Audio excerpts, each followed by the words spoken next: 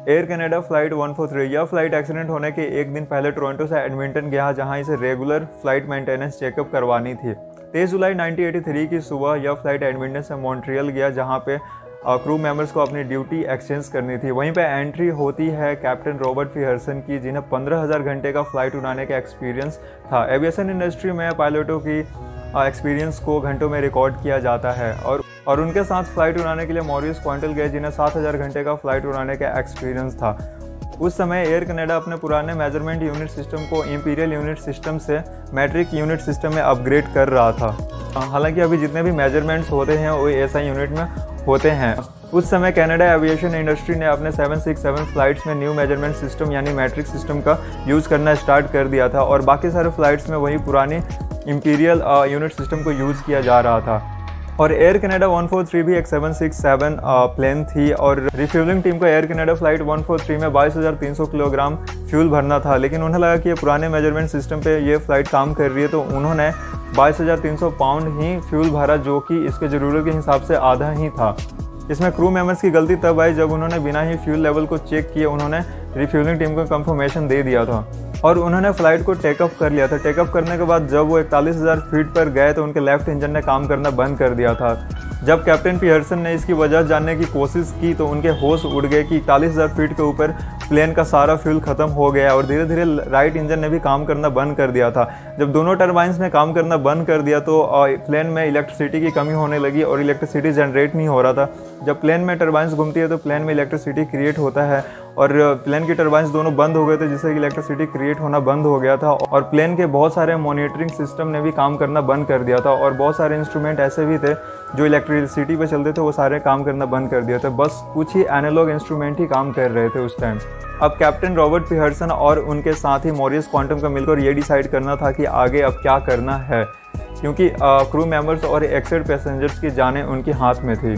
तब दोनों पायलटों ने मिलकर प्लेन को वहीं कहीं सुपर सीरियस लैंडिंग कराने का फैसला लिया, लेकिन लाइट ना होने के कारण उनका एल्टीट्यूड इंडिकेटर और वर्टिकल स्पीड इंडिकेटर काम नहीं कर रहा था, यानी कि उनको यह जानने का कोई तरीका नहीं था कि वो कितनी हाइट पर हैं और कितनी स्पीड से नीचे जा रहे हैं। वहीं कहीं आसपास में एक बेनिपिक एयरपोर्ट था जहां प्लेन का सुपर सीरियस लैंडिंग कराया जा सकता था, लेकिन वो जो एयरपोर्ट था वो बहुत ही दूरी में था जहां पे पहुंचना बहुत मुश्किल था, क्योंकि दोनों टरबाइंस प्लेन के काम नहीं कर रहे थे, दोनों इंजन ही बंद पड़ गए थे। तभी कैप्टन पीहर्सन के दूसरे साथी मॉरिस क्वांटम को अपने पुराने एयरबेस गिमली की यादें जो पास में ही मौजूद था, वो वहाँ पे लैंडिंग करा सकते थे। कैप्टन पीहर्सन और एटीसी ने कैलकुलेट किया कि वो शायद वहाँ पहुँच सकते हैं। कैप्टन पीहर्सन ने अपना पूरा एक्सपीरियंस इस्तेमाल किया और प्लेन को नीचे की तरफ ग्लाइड करवाना शुरू कर दिया और प्लेन 400 किलोमीटर पर आवर की स्पीड से नीचे जा रहा था। लेकिन उनमें से ये बात किसी को पता नहीं था कि एयरबेस को हटाकर वहाँ रेस्ट ट्रैक बनाया गया है। फिर दोनों पायलटों ने फैसला किया कि रेस्ट ट्रैक पर इमरजेंसी लैंडिंग कराया जा सकता है अगर ट्रैक खाली हो तो, बट वहाँ पे एक रेसिंग चल रही थी और ड्रैग रेस वाला जो पोर्शन एरिया था सिर्फ वही खाली था। कैप्टन पीहर्सन ने डिसीजन लिया कि ड्रैग रेस वाले एरिया में ही प्लेन को लैंडिंग कराया जाएगा, लेकिन अभी भी कुछ ऐसा था जो प्लेन की लैंडिंग को बहुत ही खतरनाक बना सकता था, क्योंकि प्लेन के दोनों ही इंजन्स काम नहीं कर रहे थे और प्लेन से कोई भी आवाज़ नहीं आ रहा था और इलेक्ट्रिसिटी ना होने के कारण प्लेन में कोई भी लाइट्स नहीं जल रही थी, जिससे कि प्लेन को देख पाना बहुत ही मुश्किल था। इसलिए ट्रैक में बैठे लोगों को अंदाजा भी नहीं था कि उनकी तरफ क्या आ रहा है। प्लेन की जितनी भी व्हील्स थे उन्हें ग्रेविटी ड्रॉप की मदद से बाहर निकाला गया, लेकिन जो नोज व्हील था यानी जो फ्रंट व्हील कहा जाता है वो सही से लॉक नहीं हुआ था ग्रेविटी ड्रॉप के वक्त। ऐसे में दो बहुत ही अच्छी चीज़ हुई जिससे बहुत सारे लोगों की जान बच गई। पहला जो नोजविल सही से लॉक नहीं हुआ था, जब प्लेन ने पहला कांटेक्ट अपना ज़मीन पर किया तो नोजविल जो था वो पूरा अंदर चला गया, जिसकी वजह से प्लेन घिसता हुआ बहुत दूर तक चला गया और फ्रिक्शन की वजह से प्लेन की जो स्पीड थी वो काफ़ी कम हो गई। कैप्टन पीहर्सन ने पूरी फोर्स के साथ ब्रेक लगाया, जिससे कि मेन लैंडिंग गियर टूट गया और प्लेन का बीच वाला हिस्सा भी ज़मीन से जा टकराया और प्लेन की फ्रिक्शन काफ़ी बढ़ गई और फ्रिक्शन की वजह से प्लेन रुक गया। फ्यूल खत्म होने और प्लेन के दोनों इंजन्स के बंद होने के करीब 17 मिनट बाद प्लेन ज़मीन पर लैंड हो चुका था, लेकिन इसमें किसी की भी जान नहीं गई और किसी को भी गंभीर चोट नहीं आई। इस घटना में सारी गलती कैप्टन पीहर्सन और उनके साथी की थी, जिन्होंने फ्यूल लेवल को बिना चेक किए ही रिफ्यूलिंग टीम को कंफर्मेशन दे दिया था और टेक ऑफ कर लिया था, जिसकी वजह से ये घटना हुआ। कैप्टन पीहर्सन को 6 मंथ्स के लिए डिमोट कर दिया गया और मॉरिस क्वांटम को 2 वीक्स के लिए सस्पेंड कर दिया गया।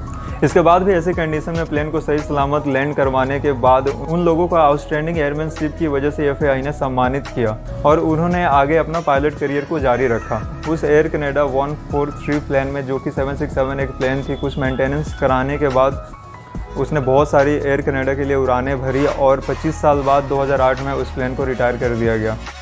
यदि आपको ये जानकारी अच्छा लगे तो लाइक शेयर एंड सब्सक्राइब जरूर कीजिएगा। मिलते हैं आपसे नेक्स्ट वीडियोज़ में, तब तक के लिए जय हिंद।